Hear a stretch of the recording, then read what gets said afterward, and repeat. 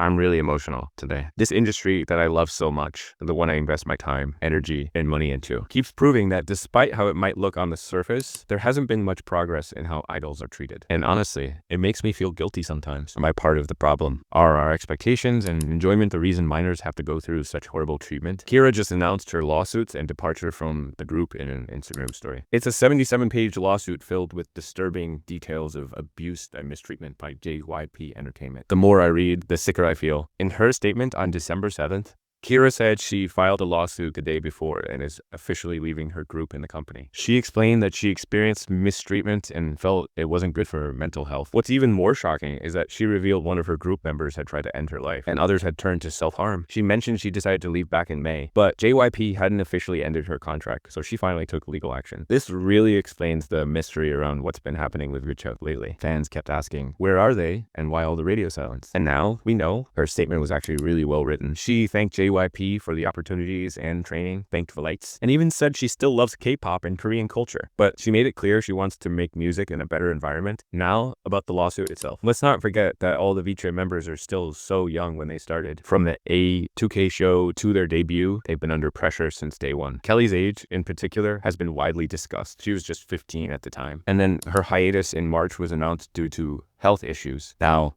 we're starting to piece together what really happened. After March, Vcha practically disappeared. There were little to no updates. Even their Lollapalooza appearance was cancelled. According to the lawsuit, KM and her underage group mates went through extreme mental and emotional stress. Some turned to self-harm to cope. One member even developed an eating disorder, which led to a serious attempt to unalive herself in February 2024. She took 42 pills, which caused uncontrollable vomiting. KM was the one who found her. Fans are connecting the dots, and many believe this member might be Kelly. With JYP Entertainment, the staff basically brushed it off, claiming eating disorders were normal, but it gets worse. JYP Entertainment actually tried to cover up the attempt to end her life, telling the girls to lie about it. They even misled Eric Winston, telling him the member's condition was food poisoning, when that wasn't the case at all. This blatant disregard for the girl's mental health goes against basic child welfare standards. On top of that, KG herself faced verbal and emotional abuse. I mean, on her birthday, during a rehearsal, a dance instructor publicly humiliated her by calling her a terrible dancer in front of everyone. The whole situation upset her group mates so much that one of them was even crying. By then, the constant pressure and exhaustion had already taken a massive toll, so what might seem like a small comment to some ended up being the breaking point for KM and her group mates. In an environment where emotions are already stretched to their limits, even the smallest thing can send someone over the edge. And honestly, it's disgusting that JYP Entertainment thought they could get away with this kind of behavior. Another shocking incident happened on September 14th, 2023. JYP Entertainment dance teacher forced KG to repeat a difficult dance move hundreds of times, which ultimately led to a torn shoulder tendon. To make matters worse, even though she was clearly exhausted, the teacher refused to let her drink any water until she perfected the move, while everyone else was allowed to drink. This is straight up abuse and violates California laws. Forcing someone to repeat a dance move until they're injured, but not letting them drink water, this is not normal training. And it doesn't stop there. After receiving hospital treatment, she was supposed to rest until her shoulder recovered. But instead, she was forced to keep dancing and performing despite severe injuries like sprained ankles and muscle strains. Even when her doctor advised rest, JYP ignored it and demanded she continue performing. When KG asked to take it easy, staff just refused. She even had to get multiple injections, but was still made to work 12-hour days. This kind of treatment is absolutely inhumane. There's another incident mentioned in the lawsuit that's just gut-wrenching. She was sick with a virus and laryngitis, but she was still expected to sing. She pushed through, trying her best, even though she was physically sick. But instead of compassion, the staff actually scolded her for getting sick, saying it was her responsibility not to get sick. It reminds me of what Jenny once said. I'm not sure where she said it, but I remember her mentioning how she feels bad because she gets sick easily, and it's something she struggles with compared to the other members. She even said she doesn't know how to take care of herself like they do, and we all know how the internet reacts to things like that. The lawsuit also mentions how she and the other members were forced to maintain extreme thinness, all because of this so-called JYP policy. They were even told they'd regret how they looked, and staff flat out told them not to eat. It's not just disturbing, it's straight up cruel. And while this pressure was happening, the members discovered hidden cameras around their living spaces. There was one in the dining area with an 8-megapixel camera and a 120-degree wide angle. There were also cameras in their pantry, tracking how much they ate and recording their private conversations without their consent. This constant surveillance made them feel even more trapped, powerless, and helpless. Then there's the financial side of things. JYP Entertainment completely trapped KM and her group mates. They pressured her to live in a group home, even though their contract said it was optional. She was scared of the consequences if she refused, so she agreed. But JYP chose a super expensive $2.5 million house for them to live in, and later claimed she owed them $500,000 for it. Instead of paying her for her hard work, they took money from her earnings to cover these costs, leaving her working for free.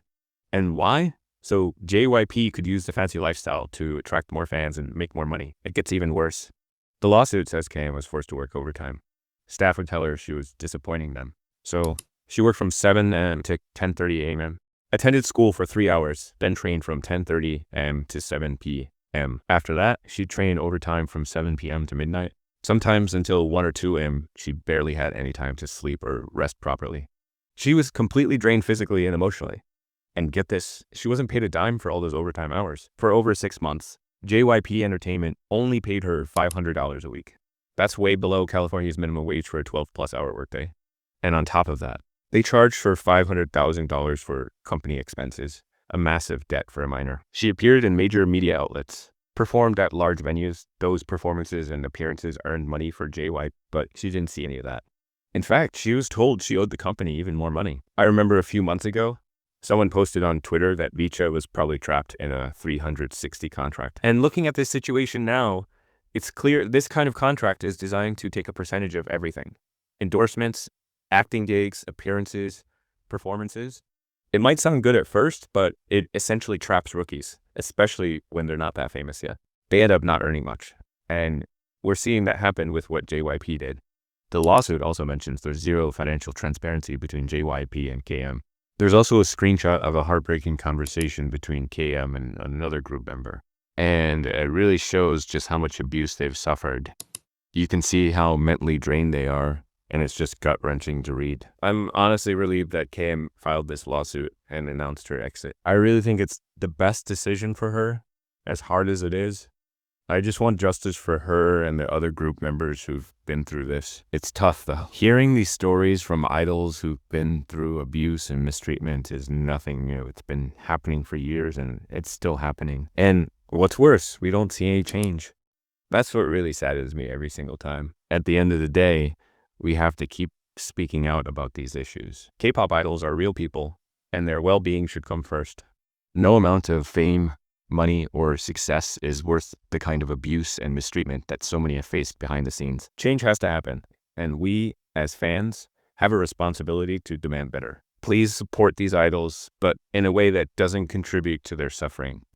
We have the power to make a difference, and it starts with raising our voices. I'm always wishing the best for KG and all the other idols still struggling in silence. They deserve so much better than this. Thanks for listening, and let's keep the conversation going. Stay strong, and I'll see you in the next one.